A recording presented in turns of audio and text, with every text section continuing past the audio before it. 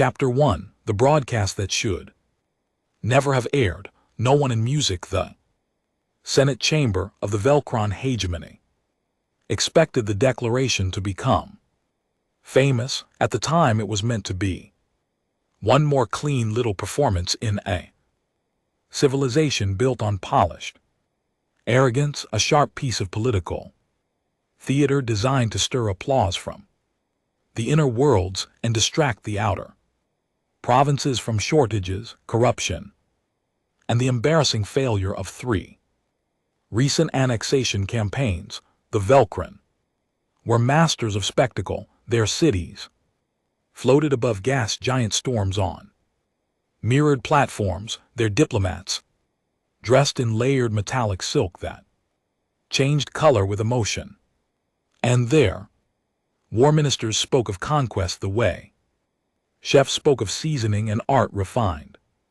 by instinct, bloodline, and confidence. For nearly 4 centuries they had expanded through a combination of overwhelming fleet superiority, economic strangulation, and a cultural gift for identifying smaller species that could be frightened into surrender before serious resistance ever formed. They had reduced proud mining coalitions to tribute states, dismantled mercenary republics, absorbed trade confederations, and forced half a dozen warrior civilizations into client oaths. They still recited through clenched teeth the hegemony believed with the unshakable certainty common to empires that have not yet met the correct form of consequence, that there were no real unknowns left in the galaxy. There were only future subjects and poorly measured risks. That was why High Strategos Kale Torren smiled when he delivered the broadcast, tall even by Velkron standards, with pale silver skin and the narrow, luminous eyes of the Old Dominion bloodlines. Torren had built his career on the performance of calm ruthlessness. He was the man who signed orbital denial orders without raising his voice, who once watched the destruction of a rebel moon habitat while eating sweet citrus segments from a crystal dish, who had cultivated a public persona so cool and deliberate that even his allies found him unnerving. On that day, before the full Senate and 1,000 linked relay worlds, he stood beneath the great blue hollow map of the frontier and indicated a remote cluster near the galactic dark. It was a sparse region, scarcely worth mention in older charts, marked by a handful of dead stars, unstable lanes, and a chain of worlds collectively known in freight records as the Sable Expanse. For generations, almost no one had bothered with it. Surveyors vanished.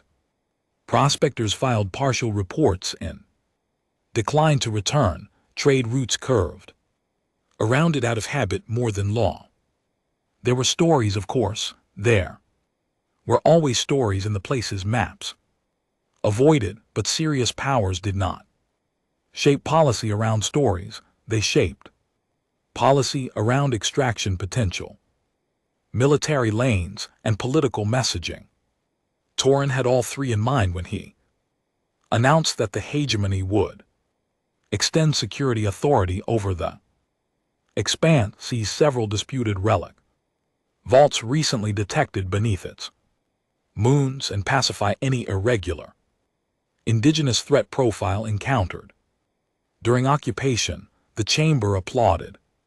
Exactly as expected, the problem began 31 minutes later, when the military intelligence office sent a private correction that should have ended the matter quietly. The Sable Expanse, the analysts reported, was not empty nor merely inhabited. It was the cultural and territorial heartland of the Atra clats, a species so rarely seen and so broadly avoided that much of the hegemony's younger administrative class had never heard the name.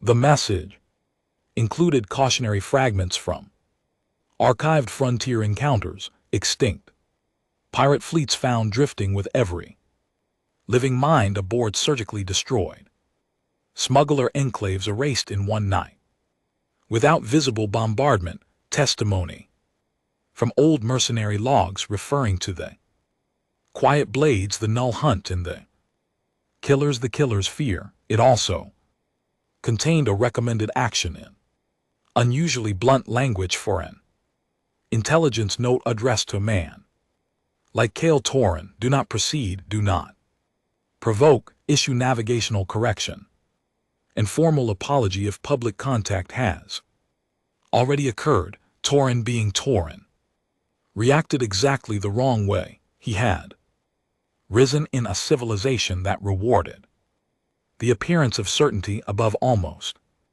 every other trait. He understood logistics, fleet posture, and adversarial psychology better than most of his political rivals, but his greatest weakness was one common to successful predators. He despised the smell of retreat when witnesses were present to reverse course. Now, after publicly claiming the Expanse would invite whispers from the noble houses and open attack lines from his enemies in the Senate, worse, it would suggest the hegemony feared some hidden species at the edge of civilized space. Fear was costly. Fear spread faster than inflation. Fear made tributaries late on payments, so Torin did what powerful fools so often do when reality offers them a chance to survive humiliation at the cost of pride. He doubled down and disguised the doubling as strength. He ordered the caution memo sealed, had the archive references downgraded to apocryphal threat folklore, and released a second broadcast of the next cycle, this time mocking superstitious freight myths and promising that any force foolish enough to resist Velcran authority would be reduced to a useful lesson. That was the sentence that went everywhere. It reached trade stations, fuel depots, salvage ports, embassy bars, freight unions, mining bunkers, and black market relay clusters. It reached worlds who had never cared about Velcran politics and worlds who cared far too much. Most importantly, it reached the Expanse.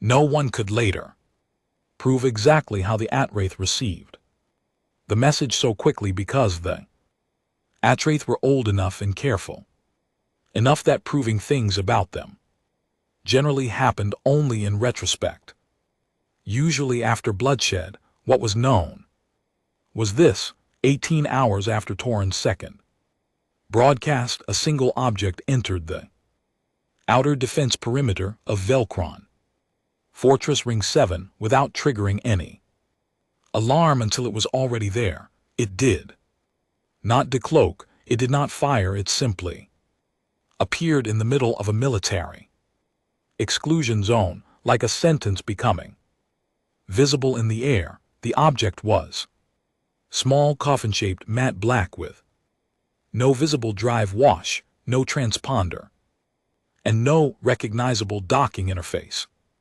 Defense batteries locked on and found, to the horror of their operators, that their targeting systems could not maintain a stable firing solution even though the object was not moving. Boarding teams were prepared, orders were shouted, counter-intrusion screens lit across the station. Then the object opened on its own, not with mechanical drama, but with a silent seam of darkness unfolding into a cavity no sensor could map correctly. Inside was a message cylinder and nothing else. The cylinder contained an old diplomatic format no one in the hegemony still used, a physical memory rod encoded for direct read. Torin had it brought to his private war room and activated it personally, surrounded by aides, admirals, and 3 armed guards.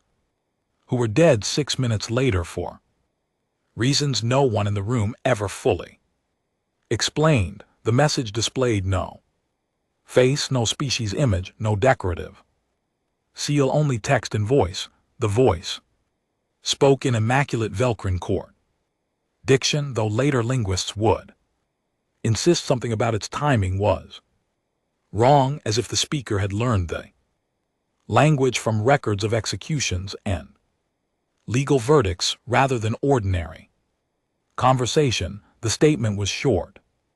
You have entered mourning ground. You have laid claim to the bones of our dead. You have threatened lesson and reduction. This is acknowledgement. This is your final chance to withdraw. Apologize in life. If you proceed, understand the scale of your error. Congratulations, you have just started a war with the galaxy's ultimate killers. There was, according to the surviving audio, a full 9 seconds of silence after the message ended. Then Admiral Sarrett, an old frontier officer whose face visibly drained of color during the playback, said in a whisper, "Strategos." I know that phrase. Torin turned on him immediately. What phrase? Sarah swallowed once. Ultimate killers. It's an old mercenary warning from before my service, a joke mostly, gallows humor.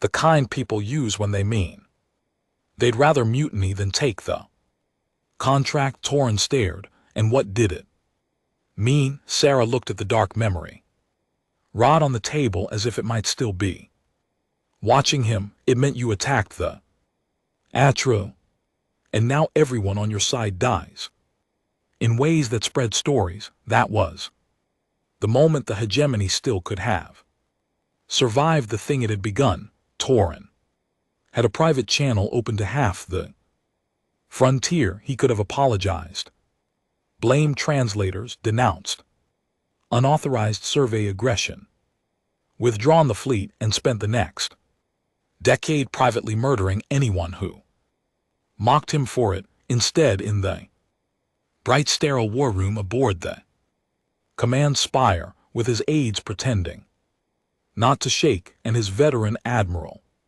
suddenly looking older than his years, Kale Torin made the decision that turned an insult into extinction. He ordered the first expansion spear to advance into the expanse at full confidence posture, seized the first relic moon by force, and broadcast the operation live across the galaxy among those old enough or scarred enough to know what the Atraith were. People started sending messages to loved ones in Velcron space. Most of them used the same phrase, leave now. Chapter 2, the fleet that vanished in perfect formation. The first expansion spear entered the Sable Expanse in textbook glory. If one had paused the campaign feed during the opening hours and shown it to cadets in a Velcron academy years later, they might have assumed they were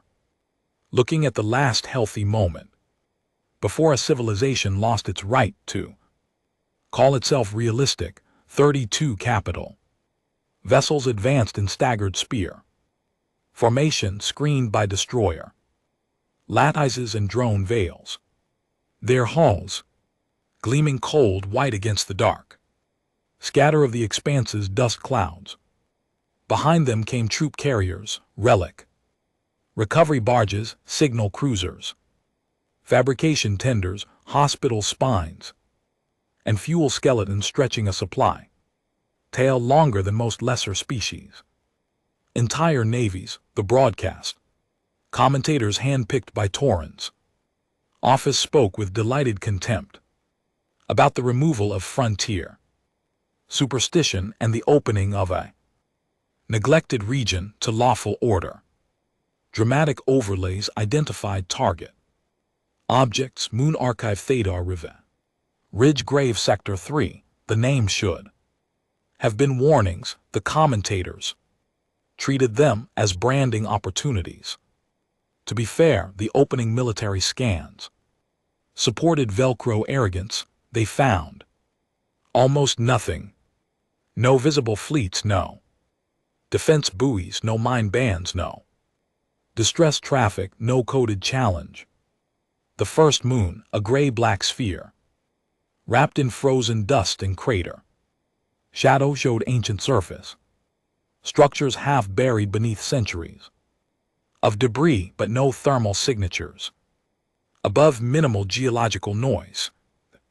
Expanse itself looked dead in the same unsettling way some tombs looked dead. Too still, too orderly, too absent of random clutter. Junior analysts felt relief, senior ones felt worse. Admiral Sarah assigned unwillingly to fleet oversight after Torin interpreted his caution as a useful opportunity for redemption through involvement, requested permission to halt at the edge of the first grave lane and deploy deeper probes. Torin denied the request over open command, reminding the entire bridge crew that fear of shadows is how empires lose relevance. It was one of those lines polished for history and immediately spoiled by reality. The first probe wing vanished before its telemetry finished updating, not destroyed, not jammed, not even clearly interrupted. 1 second the drones were there, sending clean surface data from Moon Archive Theta's equatorial ridge.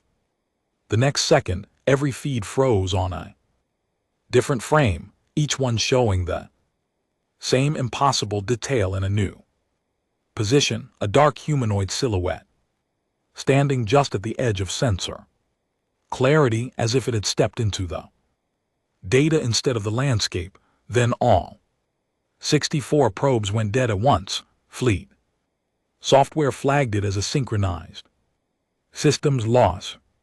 Sarah muttered no to himself before anyone else spoke. Torin ordered a second sweep, this time with hardened military drones and 2 escort corvettes descending under shield veil. The commentators kept talking, the less confidently now. The corvettes reported surface approach. They saw the old structures. They saw no hostiles. They deployed drones. They began orbital to surface anchor procedures. Then one of the corvette captains stopped mid-sentence. The live feed showed only the moon's broken surface and the black teeth of ancient towers. The captain's breathing grew fast in the open channel. He said very quietly, "There are people standing on the hall." 43 figures were visible a second later. They clung to the corvette's outer plating as though gravity and vacuum were merely suggestions. Tall, slender, armored, layered matte material that drank the sensor light. Each one carried a long blade or rifle, too angular and elegant to be manufactured by any industrial military aesthetic. The hegemony recognized their helmets had no visible face plates, only smooth, narrow fronts with vertical slits of pale white.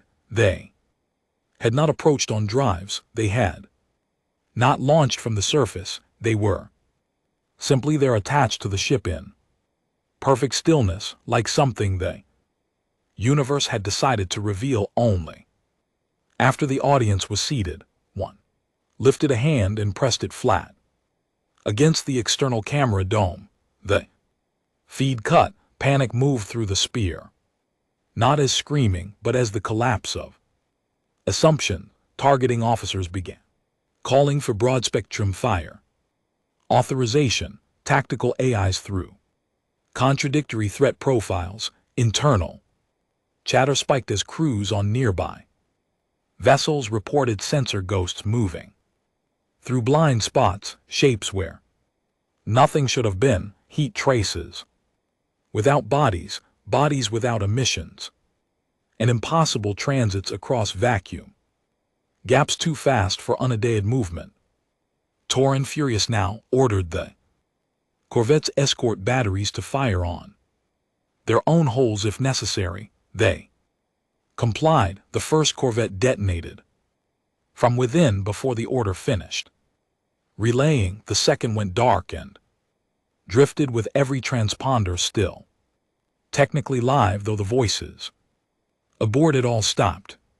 The fleet finally understood it was under attack when the hospital spine Mercy of Irie opened every airlock on deck 6 through 11 simultaneously while still under hard command lock. No hostile boarding signature had been detected, no systems breach had been locked yet. Camera playback later showed Sixatra already walking the medical corridors 3 minutes before the airlocks opened, moving with a deliberate, unhurried grace that made the footage more disturbing than any sprinting assault would have. Patients sat up to watch them pass as if half-drugged minds had accepted them before awake minds could. Then the pressure alarms went red, the deck sections vented, and 217 non-combatants died before internal bulkheads sealed.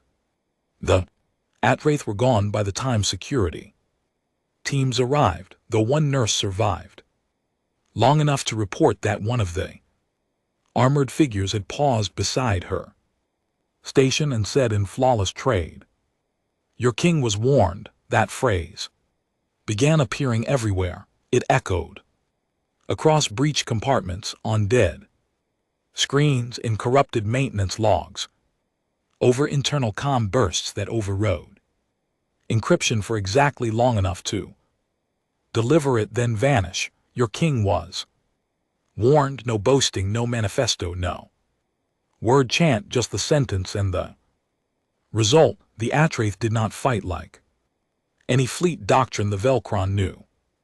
They treated the entire battle space as already permeable. Ships were not fortresses to them, merely containers with too many entrances.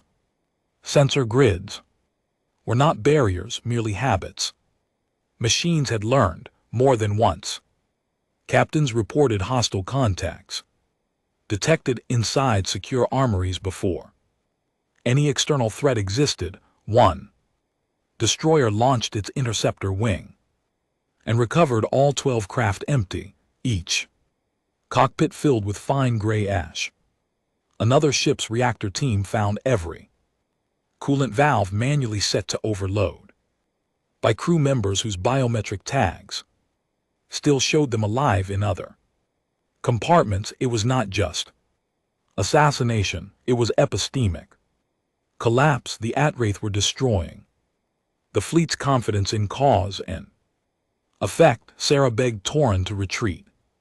He did not do so dramatically. He did not shout.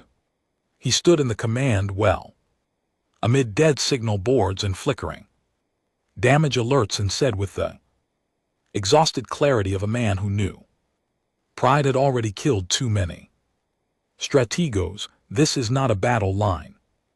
It is a cull. Pull us back now, and perhaps some of the fleet survives long enough to carry the warning." Torin stared at him as if the Admiral had proposed kneeling naked before a tributary court. Around them the bridge smelled of coolant smoke and fear. 3 sectors of the formation had gone silent. The relic moon they had come to see still sat below, unchanged, as if the dead buried their head all the time in the universe. "If we retreat now," Torin said, "the hegemony bleeds authority into every neighboring system." Sarah answered with the only truth left. "If we do not retreat now, there may not be a hegemony." Torin relieved him of command on the spot. It was the last formal act of Velcron hierarchy that still carried clean procedural force. Security drones moved to detain Sarah, but half the bridge crew looked more inclined to follow him than arrest him. And for one wild, suspended second, it seemed mutiny might save what the strategos would not. Then every display on the bridge flickered black when they came back. The command spire's outer whole cameras showed something none of them had seen coming. The entire front third of the first expansion spear was gone, not exploded, not burning, gone. Capital ships, carriers, destroyers, dozens of vessels removed from reality so completely that the empty darkware their mass had been seemed obscene. Residual gravitic wash suggested instantaneous transit or annihilation at close range, but neither explanation matched available physics. In the silence that followed, one surviving tactical screen resolved a single incoming object drifting toward the command spire at low velocity. It was a white standard, ancient in shape, mounted on a shattered spear, half from some Velcran ceremonial guard regiment. Pinned through the fabric by a black blade was the severed crest ring set, taken from Admiral Vorin, commander of the vanished Vanguard. No one on the bridge could pretend the campaign was still a campaign after that. By the time Torin finally ordered withdrawal, the fleet had ceased to exist as a coherent instrument of Empire. Ships fled on broken vectors, colliding in the gravitic haze. Some captains burned hard for open lanes and found their drives dead. Some escaped only to arrive at outer beacons with crews reduced by half, and no memory in certain sections of the missing hours between departure and return. Others never reappeared at all. Across the trade net, sensors watched the proud spear formation of the hegemony enter the expanse in perfect order and emerge in fragments. Silence and rumor. Freight pilots began muting their channels when Velcron traffic asked for help. Border worlds started hiding assets. Tributaries delayed tax convoys and quietly opened back talks with rival powers. Fear the thing Torin had tried to avoid at all costs spread anyway, only now it belonged entirely to his side, and somewhere in the dark behind the retreating wreckage, the Atra did what made them unbearable. To empires they followed. Chapter 3. How the galaxy learned their name again. The war ceased being private the moment the retreat reached civilized lanes. Up to that point, many governments had treated the Velcran disaster as an unfortunate frontier overreach, serious. Yes, but perhaps containable if the hegemony buried enough wreckage and bribed enough analysts. That illusion lasted until the shattered remains of the first expansion spears staggered into the busy commerce corridors around Hadrian Junction and brought the expanse with them, not as territory, but as proof. Merchant convoys captured. Emergency burst from Velcron cruisers, demanding sealed harbor, radiation, quarantine, hostile contact screening, and most tellingly, face-verified crew authentication before boarding. The phrase spread faster than the footage. Face-verified crew authentication in a disciplined military at a friendly port. Dock masters who heard it felt the skin between their shoulders turn cold. Then came the recordings. Marines opening blast doors to find whole sections of ship interior scraped clean of life. Signal lieutenant sobbing that her captain had spoken to her on the command deck 10 minutes after his body was found in an air recycling drum. A heavily armored Velcro strike team turning the corner into their own barracks and opening fire because every soldier inside looked correct, sounded correct, and moved just incorrectly enough to trigger panic. Soon half the known trade net was replaying grainy combat clips where black armored shapes seemed to fold out of angles. Silence rooms and vanished before return fire complete. Its arc with every retelling the old name came back, the Atra older species. New at first and went pale in their own ways, frontier mercenary syndicates started canceling contracts in bulk whenever Velcron seal code appeared in the client chain. Salvage guilds refused access to certain debris fields, citing ritual hazard. 2 minor pirate republics immediately surrendered long-standing disputes to neighboring powers rather than risk instability during what their leaders suddenly called a season of knives in the diplomatic quarter of Phelan Reach. 1. Ancient Varch archivist reportedly laughed for a full uninterrupted minute when informed that the hegemony had insulted burial ground sovereignty in the expanse, and then said, "Ah, so they finally found the species history keeps hidden behind cautionary language." Among the younger worlds, fear came mixed with fascination. The Atra had been reduced over decades to campfire stories, freight superstitions, and half-redacted case studies no academy bothered to teach in full because no sane state intended to provoke them. Now, that neglect bloomed into strategic confusion. What did they want? Would they stop at the Velcron? Could they be negotiated with? Could they be deterred? No one had good answers because no one had needed them for generations. The hegemony's official response was catastrophic from the first sentence. Rather than announce a measured defensive posture or publicly acknowledge wrongdoing and seek mediated surrender terms, Torin addressed the central worlds from the fortified capital of Vales in a speech designed for frightened nobles and furious investors. He called the Atra subversive marauders, denied the scale of the fleet loss, accused rival powers of aiding irregular terror force, and declared full mobilization under the Emergency Dominion Act. Worse, he framed the conflict not as a mistake born of trespass, but as a civilizational test.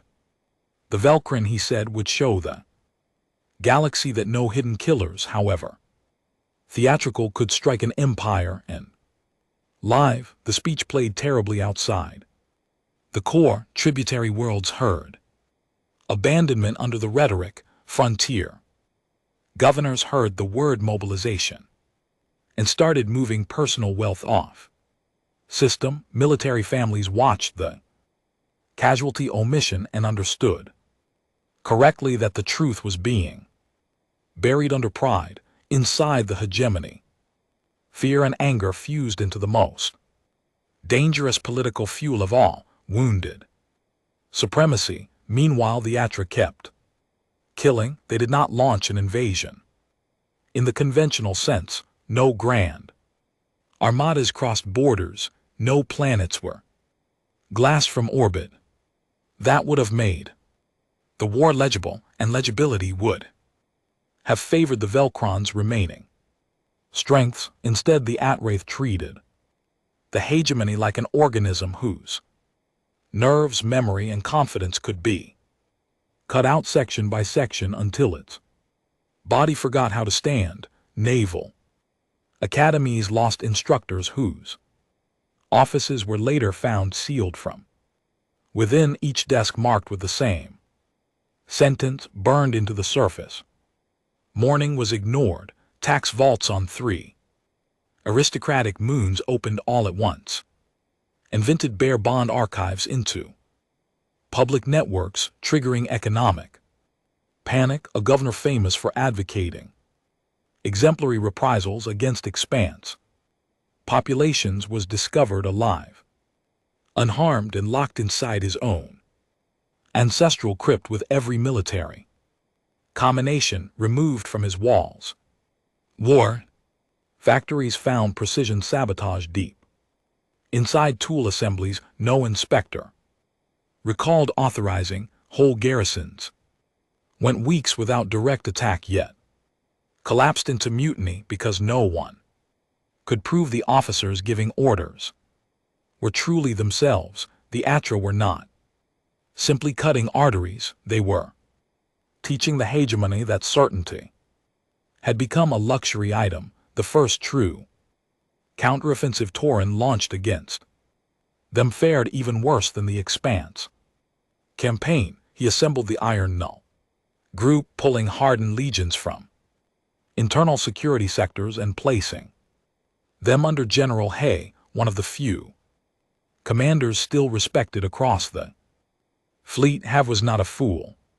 He refused the initial plan to mass heavy assets in obvious pursuit patterns and instead built layered kill nets, decentralized calm discipline, identity verification cycles, rotating command authority, and autonomous fire permission nodes designed specifically to deny infiltration leverage. For a moment it seemed the hegemony might actually adapt. Several At-Wraith scout kills were confirmed in the TA corridor. 2 Raider insertions failed. A strike frigate limped home with black armor fragments fused to its outer hull and most valuable of all intact sensor traces, suggesting the Atra used a form of field canceling transit through micro-old shadow bands. Analysts seized on this hungrily. The galaxy watched. Perhaps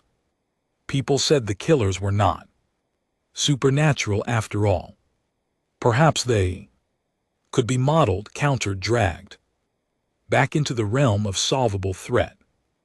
Then General Hay vanished during a live strategy conference attended by 40 officers, 3 machine adjutants, and full biometric surveillance. 1 frame. He was there, leaning over a tactical display and explaining why pursuit into unlit lane fractures remained strategically unsound. The next frame, the display flickered. Every adjutant glitched and was gone, not dead in the room, not phased through the deck. Gone. The recording froze for 0.88 seconds, resumed, and showed all 40 officers staring at the empty space where their general had stood. 32 minutes later, every fleet-wide military channel in the hegemony received a single video burst. Have appeared seated in a dark chamber, unbound, fully conscious and very calm. There were no visible captors. He looked directly at the camera and said, to those still serving Torin, I have been shown the Akira fields your strategos ordered opened. I have been shown the names of the dead beneath the relic moons. This war is not a contest for territory. It is a sentence. He paused once as if the next words cost him something internal. Withdraw from the Expanse.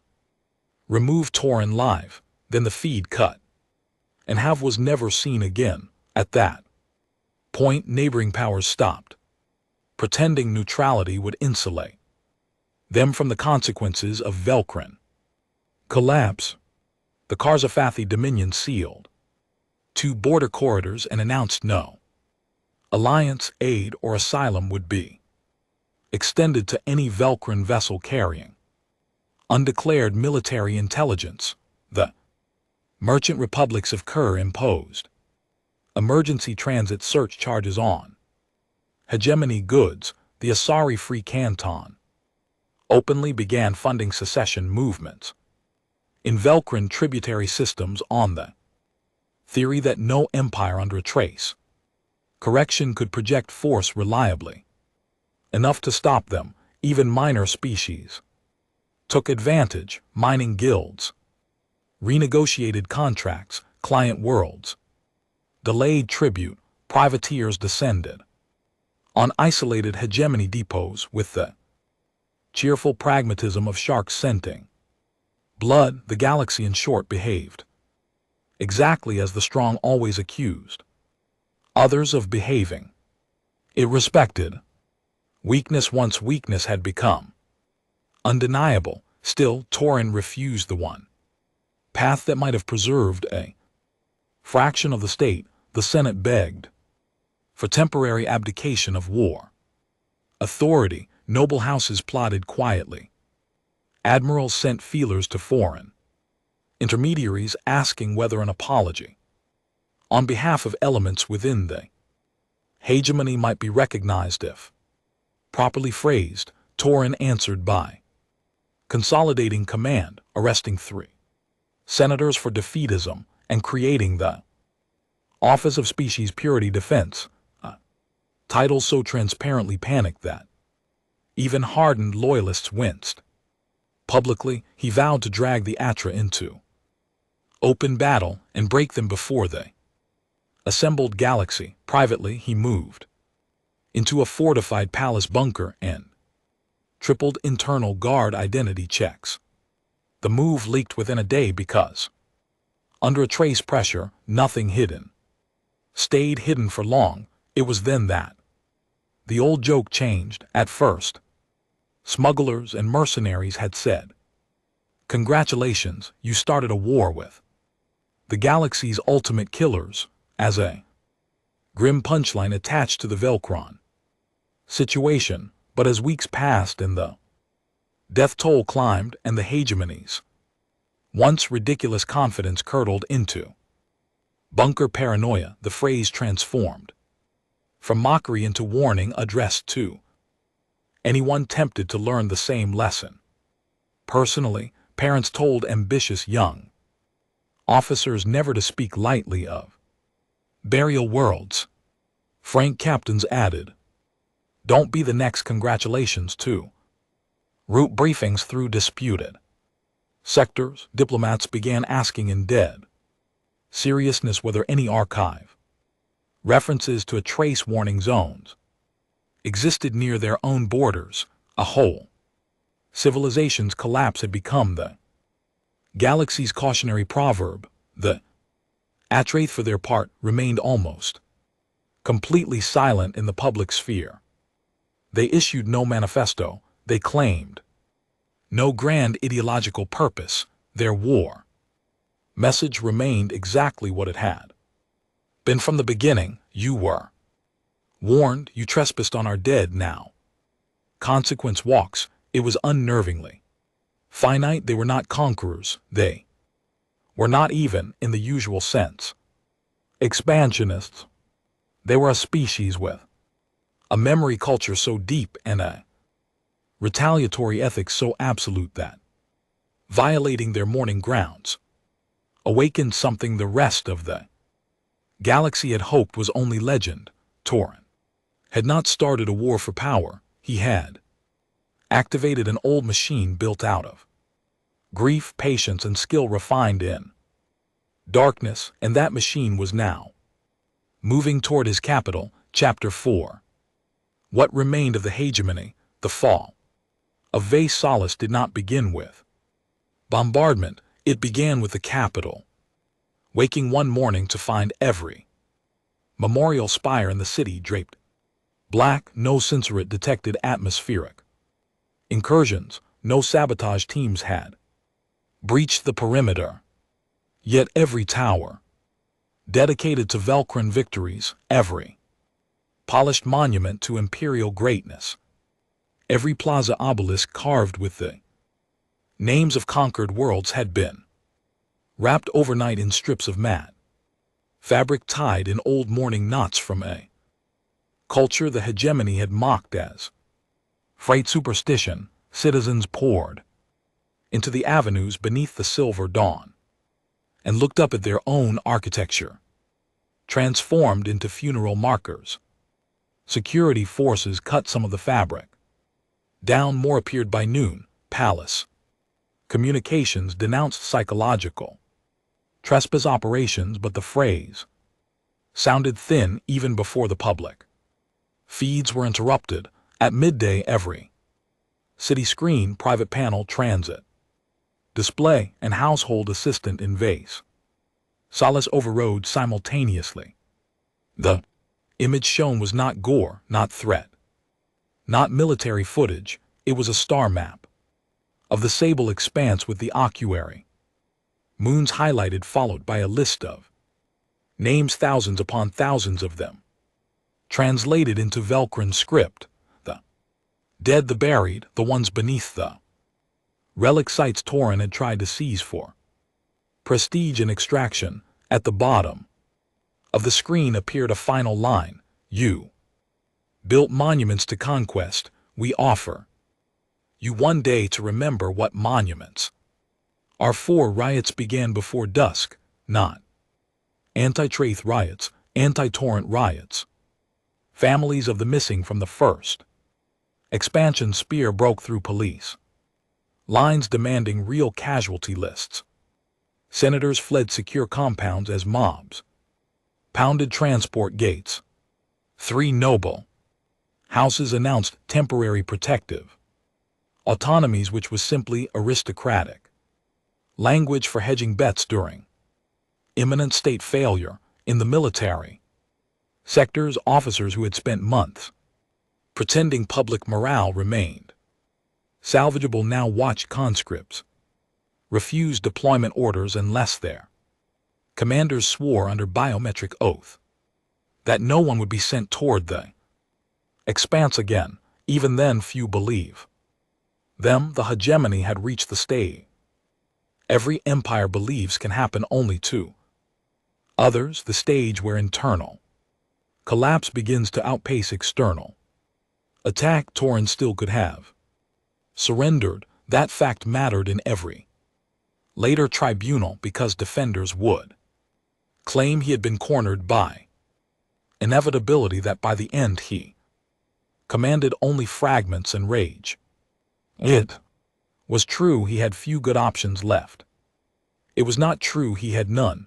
On the last evening before the capital sealed an emergency delegation from the Accord, the Karrzathi and 2 neutral powers transmitted a simple proposal. Tauren was to cede himself and the responsible war council for extradition, publicly withdraw all claims on the sable expanse, recognize the dead beneath the Wari moons as protected heritage under interstellar law, and announce immediate demobilization. There was no guarantee the Atraith would stop. There was only overwhelming expert consensus that they might. Tauren listened to the proposal from his bunker command chamber beneath the palace. He heard the terms. He watched 2 admirals and 1 noble matriarch openly urge acceptance.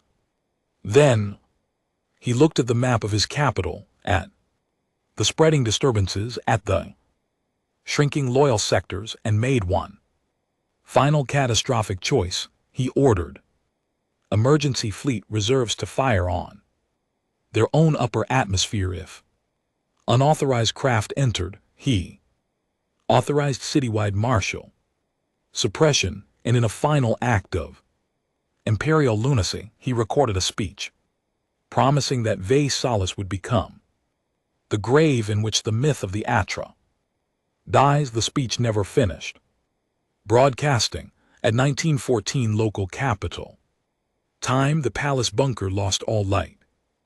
Backup systems engaged and failed. Internal generators overloaded in sequence. Guard channels filled with confusion as biometric locks cycled open on some doors and sealed permanently on others.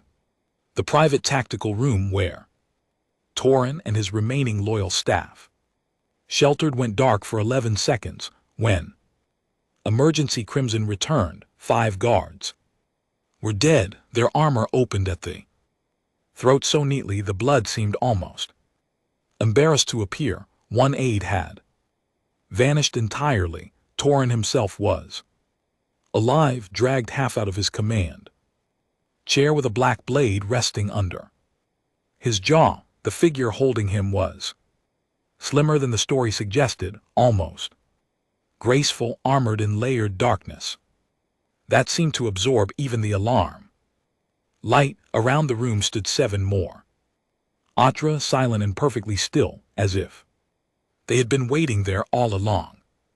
For the universe to notice them, none had tripped a sensor, none had forced in entry visible on any surviving feed.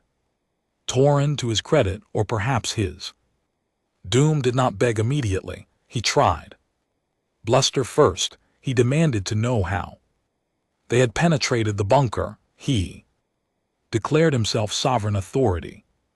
Under protected law, he even attempted to bargain, offering tribute systems, scientific exchange, border recognition. Everything he should have offered weeks earlier, now reduced to the frantic valuation of a man discovering how little the market cares for his title. When death is pricing the room, the Atri leader, if leader she was, tilted her helmeted head slightly and said in calm, flawless Court Velcrin, "We entered when you chose not to listen." Then she removed the blade from his throat and handed him absurdly a folded strip of black cloth. "You were given one day to remember what monuments are. For," she said, "you used it for speeches." She took him alive. That shocked even the surviving bunker staff, though several were too busy shaking to register the strategic brilliance of it. Killing Torin in the dark would have ended him. Taking him alive ended the hegemony correctly. The Atraith marched him up out of the bunker through the emergency stairwells while city sirens wailed, and for the second time in a generation, the galaxy watched a ruler learn that office is not armor. They brought him to the central memorial district of Vezils, where the black draped spires rose above crowds held at distance by stunned security forces, too leaderless to intervene. There before millions on hijacked city feeds, the Atra stripped Torin of his command. Seals fastened the mourning cloth around his wrists and forced him to kneel at the base of the oldest victory monument in the capital, the one celebrating the subjugation of the first client world.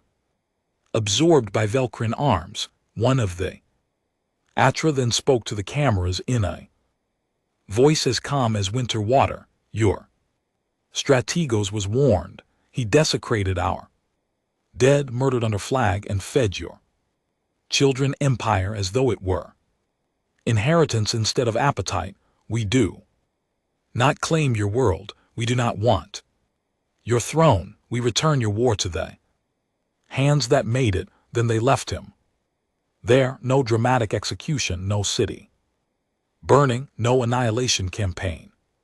They vanished from the memorial district as impossibly as they had entered the bunker, taking none of the wealth, none of the symbols, none of the territory.